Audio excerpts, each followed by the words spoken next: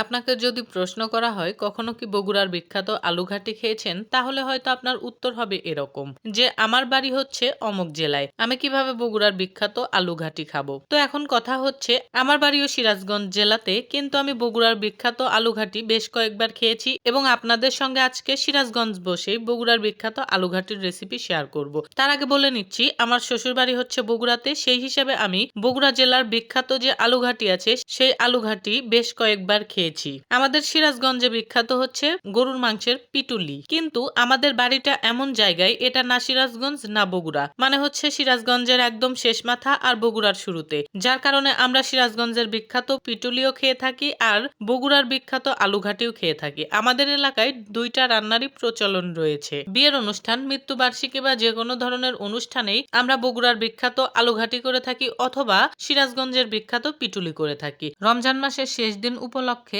আজকে আমার ফুপুর বাড়িতে প্রায় 100 জনের ইফতারির আয়োজন করা হয়েছিল, সেখানেই মূলত বগুড়ার বিখ্যাত আলুঘাটি করা হয়েছিল। আমি আজকে আপনাদের সঙ্গে সেই ভিডিওটাই শেয়ার করব আর বলে দিব কিভাবে বগুড়ার বিখ্যাত আলুঘাটি রান্না করতে হয়। যদিও আমাদের এলাকার রান্নাটা পুরোপুরি বগুড়ার বিখ্যাত আলুঘাটির মতো হয় না, কারণ ওরা যখন আলুঘাটি করে তখন আলুটা একদম গলিয়ে ফেলে, যেটা গ্রেভি বা ঝোলের সঙ্গে মিশে যায়, খেতে কেমন একটা অন্যরকম মজা লাগে। বগুড়ার লোকজন তাদের অনুষ্ঠানে আলুটা প্রথমেই সিদ্ধ করে নেয়। সিদ্ধ করা আলুগুলো খোসা ছাড়িয়ে একটু ভেঙে নিয়ে তারপরে তরকারির ভিতরে দিয়ে দেয়। ওরা মোটামুটি ভাবে ভেঙে দিয়ে দেয়, তারপরে বাকি যেটুকু থাকে সেটুকু বারবার তরকারি নেড়ে দিলে এমনিতেই ভেঙে একদম গলে যায়। এটা খেতে খুবই সুস্বাদু হয়। তবে আমাদের সিরাজগঞ্জে, বিশেষ করে আমাদের এলাকায় বগুড়ার বিখ্যাত আলুঘাটি বলা হলেও রান্নাটা করা হয় একটু ভিন্নভাবে। তো চলুন সেই রান্নার প্রসেসিংটাই আপনাদেরকে বলে দেই। প্রথমে বাজার থেকে কিনে আনা নতুন আলু খোসা ছাড়িয়ে টুকরো টুকরো করে কেটে নেওয়া হয়েছিল। তারপরে পেঁয়াজ, রসুন, আদা, সাদা এলাচ, কালো এলাচ,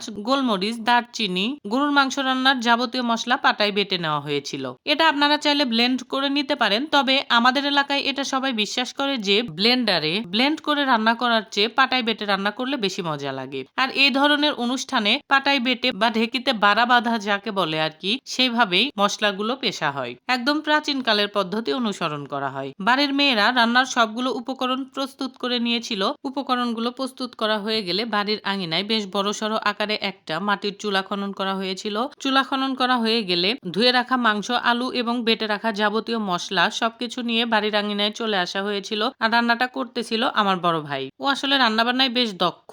আমাদের গ্রামে আমাদের নিজের বলতে 3টা পরিবার আছে, সেটা হচ্ছে আমার বাবার পরিবার আর আমার 2টা ফুপুর পরিবার। আমাদের এই 3 পরিবারের অনুষ্ঠানের রান্নাবান্না আমার ভাইয়াই করে থাকে তো নয়, কিন্তু তারপরেও তার হাতের রান্না অসম্ভব মজার হয়। আমি আমার পেজে তার রান্না করা অনেক ভিডিও আপলোড করেছি এবং তার রান্নার বেশ প্রশংসাও করেছি। যাই হোক, ভাইয়া প্রথমে পাতিলে গরম পানি করে রেখে দিয়েছিল, তারপরে পাতিলের ভিতরে তেল দিয়ে পেঁয়াজ কুচি আর কাঁচামরিচ দিয়ে ভালোভাবে ভেজে নিয়েছিল। তারপরে যাবতীয় বাটা মশলাগুলো দিয়ে মশলাগুলো ভালোভাবে কষিয়ে নিয়ে ধুয়ে রাখা আলু আর মাংস ঢেলে দিয়ে আলু আর মাংসের সঙ্গে মশলাটা ভালোভাবে কষিয়ে নিয়েছিল। কষিয়ে নেওয়া হয়ে গেলে এর মধ্যে গরুর মাংসের 2 প্যাকেট রেডিমেড মশলা মিশিয়ে দিয়েছিল। মশলাগুলো মেশানো হয়ে গেলে বেশ কিছুক্ষণ ঝাল করতে হবে। তরকারিটা যখন হওয়ার একদম শেষের দিকে চলে আসবে তখন এর ভিতরে ধনিয়ার গুঁড়া আর ভেজে রাখা পেঁয়াজগুলো ভালো মতো দিয়ে ঢাকনা দিয়ে ঢেকে চুলার উপরে আঁচে রেখে দিতে হবে। ঢেকে রাখার 30 মিনিট পর তৈরি হয়ে যাবে বগুড়ার বিখ্যাত সেই আলুঘাটি। দুর্দান্ত সুস্বাদু একটা খাবার। না খেয়ে থাকলে বাসায় অবশ্যই এভাবে রান্না করে খাবেন।